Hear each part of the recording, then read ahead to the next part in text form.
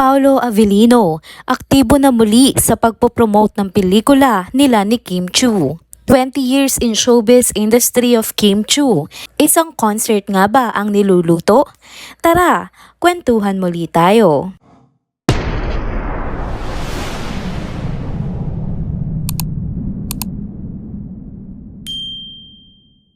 Hello mga ka-trenders!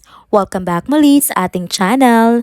Kung bago pa lamang kayo dito, huwag nang kalimutang mag-like, mag-subscribe at i-hit na rin ang bell notification para lagi kayong updated sa mga balitang trending at napapanahon. Mga ka-trenders, welcome back sa Trending Pilipinas TV, ang inyong ultimate tambayan para sa mga fresh at exciting na kwento patungkol sa mga paborito nating artista. Ngayong araw, ipagpapatuloy natin ang nakakakilig na kwentuhan patungkol kina Kim Chiu at Paolo Avellino. May mga bagong pasabog na tiyak na ikakatuwa nyo, kaya siguraduhin manatili kayo hanggang dulo. Ready na ba kayo? Simulan na natin ang chikahan. Mainit-init pa nga mga balitang ito mga ka-trenders. Paolo Avellino nag-umpisa na muling mag-promote ng pelikula nila ni Kim Chiu na My Love Will Make You Disappear. Kitang-kita sa Instagram story ni Paolo Avellino ang isang repost mula sa makeup artist na nagbahagi ng poster ng nasabing pelikula. Kung titingnan nyo ang poster, makikita nyo ang dalawang bida, sina Kim Chiu nga at Paolo Avellino na may romantic na vibe. Ready nang magpakilig sa sinehan. Laban na laban sa poster ang kanilang mga expressions. Kaya naman tiyak na na-excite ang mga fans at mga supporters ng tambalan nila. Masaya nga ang mga fans sa repost na ito ni Paolo kasi medyo natagalan nga bago siya muling nag-post ng patungkol nga sa pelikula. Lalo na't may mga nangyaring issue noon sa pagitan ni Paolo at ni Kim at ng producer ng pelikula. Yan nga ay ang Star Cinema. Pero sa wakas naayos na rin ang lahat at patuloy na nga ang promotion ng pelikula. Tulad ng sinabi ko, maayos na nga naging issue at tuloy-tuloy na nga ang showing ng My Love Will Make You Disappear sa March 26.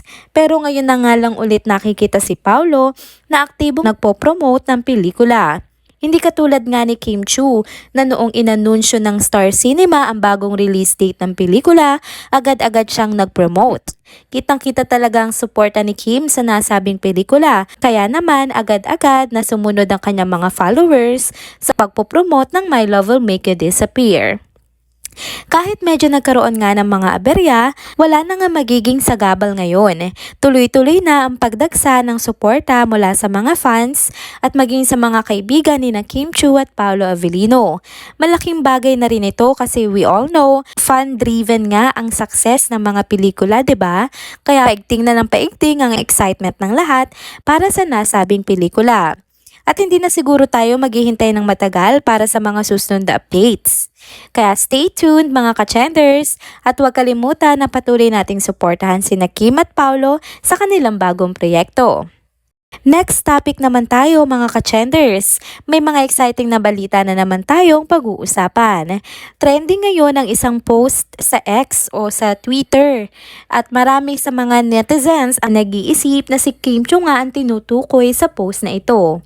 At ito nga ang nilalaman ng nasabing post. May nilulutong concert for the 20th anniversary. Meeting kahapon, details soon. Parang ang hirap hindi mag-isip, no? Ang daming mga fans ang talagang ang hula nila ay si Kim Chiu nga ang pinatutungkulan ng nasabing post. Hindi naman malabo dahil malapit na nga rin mag-celebrate ang actress ng kanyang 20th anniversary sa show business. Ang tagal na pala, no? Isang dekada na at kalahating taon ng pagmamahal at tagumpay sa industriya ng entertainment. Kumuha tayo ng konting recap sa mga naging milestones nga ni Kim sa kanyang karera. Nagsimula nga si Kim sa showbiz noong 2006 at agad siyang nagmarka bilang grand winner nga ng Pinoy Big Brother Teen Edition. Hindi na talaga siya nakapagpahinga pagkatapos nga noon dahil ang mga susunod na taon ay punong-puno na ng mga proyekto. ang mga teleserye, pelikula at kung ano-ano pang mga hits ay nagsunod-sunod. Si Kim ay naging isa sa mga pinakaminahal na teen idol ng kanyang henerasyon. Isa sa mga breakthrough projects niya nga ay ang teleseryeng Sana Maulit Muli, kung saan nakasama niya nga dito ang ex-boyfriend niya at ang former love team niya na si Gerald Anderson. Sa project na ito, nagsimula ang kilig na tambalan nilang tinanggap ng fans. Kaya hindi nakataka-taka na isa sila sa mga pinakaminahal na love team sa telebisyon noong mga panahong yun. Nang magtagal, naging lead actress na rin siya sa mga teleseryeng katulad ng Kung Tayo Magkakalayo, Inakapatid Anak at Love Die Woman. Ang mga project na ito ay hindi lang nagpasikat sa kanya bilang aktres, kundi nagsilbing patunay ng kanyang galing sa pag-arte. Hindi lang sa teleserye nga nang ibabaw si Kim Chiu, kundi pati na rin sa big screen. Nakapagbigay siya ng mga memorable performances sa mga pelikulang Bride for Rent at Everyday I Love You. Kung maalala nyo, si Kim ay hindi lang mahusay na aktres, kundi isa rin siyang talentadong singer. Marami sa atin ang naalala siya sa kanyang mga performances sa mga TV shows at concerts. Markado din ang mga mala-concert performances niya sa ASAP at patunay ito ng kanyang pagiging all-around performer. Hanggang ngayon, si Kim Chiu ay patuloy nga na minamahal ng publiko at kitang-kita pa rin ang kanyang versatility sa pagiging actress, host at singer. Sa bawat proyekto nga na ginagawa niya, pinapakita niya ang kanyang dedikasyon at pagmamahal sa kanyang craft. Kaya naman hanggang ngayon, isa pa rin siya sa mga pinakakilalang pangalan sa industriya ng showbiz. Kaya kung si Kim Chiu nga ang tinutukoy sa post na yon, tiyak na magiging isang napakalaking event ang kanyang 20th anniversary concert. Huwag nating kalimutan na suportahan siya sa anumang plano o proyekto na gagawin pa niya sa hinaharap. Abangan natin yan mga ka-Chenders! And there you have it mga ka-Chenders. Dito na po muna nagtatapos ang ating isa na namang trending video update. Salamat sa inyong pagsubaybay at pagsama sa akin hanggang sa dulo ng video na ito.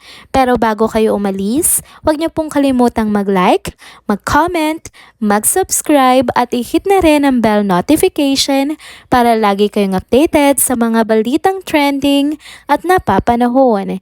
Kita-kits sa susunod na video. Paalam!